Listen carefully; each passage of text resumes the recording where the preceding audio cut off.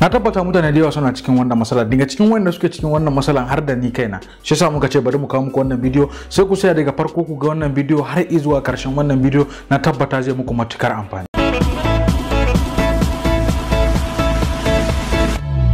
Assalamu alaikum jama'a, barkanmu da warhaka, barkanmu da saduwa a cikin wannan bidiyo. A cikin bidiyon mu ne za mu nuna muku wayansu muhimman hanyoyi da ya kamata ku bi. Na tabbata idan har kuka bi wayannan hanyoyi, daga yau wayar ku at least za ta dan rage shan data, ko da bata daina sha sosai ba, amma da za ta rage, za ta je kasa da yadda take sha muku a da. Na tabbata mutane da yawa suna da wannan matsala na wayoyinsu suna shan data, ko kuma irin kai subscription da ya kamata ya maka wata amma bare maka sati ba sannan sai ya kare. So a cikin wannan bidiyo muna dauke da abubuwa guda 10 da ya kamata mu nuna muku. Na tabbata idan har kuka bi wayannan hanyoyi da zamu nuna muku, so insha Allah wayoyin ku da su rage. Amma kamin nan mu je ga abubuwa guda 10 ina so ku sa abu guda 2 a cikin ranku. Na fari, yanayin shan data wani lokaci yakan zo ne daga farko yanda wayarka take sauri, mana yanda internet naka yake gudu, yanda karfin network na gurin da kake, sannan kuma wani lokaci yakan kasance wani da layin ma kake aiki, mana wani company kake aiki da layin su. So wayannan zai iya zama daga cikin wayansu dalilai da yasa wayanka take shan data ko wani abu makamanci haka.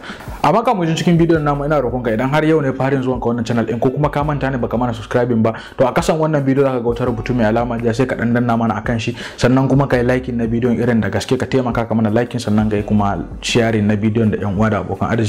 Ka dai kuma danna subscribe saboda mu cika mutun subscriber 2000 a karshen wannan sati. Ba tare da bata muku lokaci ba, mu je abu na farko. Abu na fari yana da matukar muhimmanci sosai, na tabbata kuma mutane da yawa suna da masala guda ɗaya da irin wanda zan faɗi yanzu nan. Wannan masala shine yawancin wayoyi da muke aiki da su, irin idan har waya ta fito daga kamfanin Infinix ko Tecno ko wani karaman kamfani kamar haka, so suna yin wata abu da suke kira ads, mana za a ringa saka talla a cikin wayarka, sannan haka na ga wayansu application suna kawo kansu ba tare da kai kasa su ba. So wayannan application da wayannan tallika da suke zuwa kan wayarka ba tare da ka kirawo su ba, su ma kansu suna sha maka. Tunda za ka yi kashe su abubuwa ne masu sauki da za ka je ka kashe wayannan abubuwa. Sannan kuma abu na biyu shine akwai hanya da za ka je ka kulle wayansu applications in banda wannan company suke samu wanda baka bukata. Za ka iya kai ma watakila akwai wayansu applications misali irin WhatsApp, Facebook da sauransu, wayanda idan har datanka a kulle ko da baka aiki da su, za ka samu wayannan applications din suna running on service. Running on service shine abin da ake kira kamar yanzu akwai application da idan har aka tura maka message ko da baka cikin application din, zai kawo maka notification, mana an tura maka message ko wani abu magamanci haka, irin su WhatsApp din, irin su YouTube, irin su wani abu magamanci haka. So anan kuma zaka yi aiki da wani application da ake kira freezer, wayansu wayoyi suna zuwa da shi, wayansu wayoyi kuma ba sa zuwa da shi. To idan har wayanka na zuwa da shi, zaka samu freezer, zaka je kan freezer, idan ka shiga cikin sa zai nuna maka gashi, zaka samu gurin da zaka kara. Idan kuma babu, zamu iya dubawa watakila a Play Store zamu iya samun wani application da ake kira app freezer. Shi kuma app freezer idan har muka dauko shi ma zai iya tara mana duk wata application, sai ya cire mana su a cikin service domin mu samu da saukin aiki da wayar mu. Sannan abu na uku kuma shine aiki da light application. Light applications ne da suke zuwa na wayoyi su ma na Android, so amma akwai dalilin ne sa ake kiran su light. Kamar yadda muka sani, mana idan aka ce abu light a turance abu mara nauyi, so wannan applications din su ma ba su da nauyi. Misali yanzu idan har zaka yi downloading na asalin Facebook, mai nauyin shi zaka iya samu ta kai MB 40 ko zuwa 60, amma kuma idan har zaka iya downloading na light nashi, light zaka samu bai wuce MB 10 ko kuma MB 20 ba. So wannan yana daga cikin abubuwan da za su rage maka shan data. Su light applications din gaba ɗaya daga installing nasu da nauyin su da waye duka ba su da nauyi. Sannan kuma haka idan har ka zo kana aiki da su yanayin shan datan su bai kai na wancan na asalin Facebook in ba, ko kuma WhatsApp ko kuma Instagram ko wani abu makamanci haka. Applications da yawa akwai light, misali akwai Facebook light, akwai Instagram light, akwai YouTube light, YouTube Go, duka wayannan applications din suna da matukar amfani su ma idan har wayanka baka da fili sosai, sannan kuma kana tsoron shan data, zaka iya aiki da su. Amfanin su yana da yawa, ba iya sai shan data ba. Idan har wayar ka mata da karamar RAM ne, to zaka iya aiki da ita wayannan application na light in domin su taimaka maka wayarka ta kasance bata ringa cin RAM ba, ta samu space na ta ringa processing da wuri. Sannan abu na hudu kuma anan shine Facebook autoplay ko YouTube autoplay ko Instagram autoplay ko an makamancin haka. Misali wayannan abubuwa, Facebook autoplay shine daga ka shiga cikin Facebook, kana cikin scrolling kawai, maybe kana karanta newsfeed sai kaga video ya fara playing da kansa, ko kuma kana cikin Instagram, kamar Instagram zan iya ce normal ne video ya playing da kansa, amma kamar na Facebook zaka iya zuwa ka kashe shi sannan ya daina autoplaying da kansa. Akwai amfanin saka autoplay in da dama. Wani lokaci ba video kake son gani ba, wani lokaci ko da ka dan ajiye wayarka ka manta tana kan Facebook tana dabkan bidiyo sai ga bidiyo ta je ta yi play na kanta ta sha maka data. So wayannan abubuwan lokaci ba ma bukatan su kwata-kwata, su kuma suna daga cikin abubuwan da suke shanye mana data a wayar mu. Na abu na biyar anan shine data usage. Zaka je settings na wayarka, a cikin settings akwai gurin data usage, zaka je kai editing inda zaka gyara data usage naka da sauransu. Data usage akwai gurin da zaka je ka saka data limit da sauransu. Yana zaka je ka saka wayannan data usage in zaka je a gurin zaka ga duk wata application da take sha maka caji ko data duka, duk wata application da take sha maka data zaka same ta a gurin, sai ka fara tunanin taya wayannan application in suke sha maka data. Sannan zaka iya saka data limit, ma'ana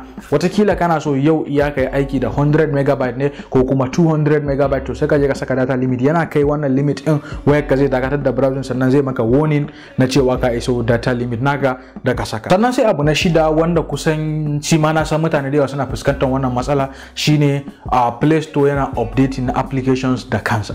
So zaka iya zuwa cikin settings naka, daga settings a cikin karshe zaka iya zuwa sai ka je ka kashe gurin da ake danna auto update. So shi auto update na applications in zai ringa maka update na application ne, ma'ana yana sabunta maka application da suke kan wayarka a duk lokacin da kamfanin wannan application suka saka update akan Play Store. So shi kuma wayarka kai sai zai je, idan har auto update nan a kunne yake, zai je kai sai ya maka updating na wayannan application in domin ka ji daɗin aiki da su. So amma lokaci ba mu bukatar mu yi updating na applications, shi yasa sai mu je mu kashe wayannan abubuwa, domin wani lokaci za su je suna sha mana datan da ba mu bukata ba. Sannan abu na bakwai kuma shine ga masu ganin YouTube, zaka je ka samu wani lokaci kana ganin bidiyoyi, sai ka samu kana ganin bidiyon da high quality.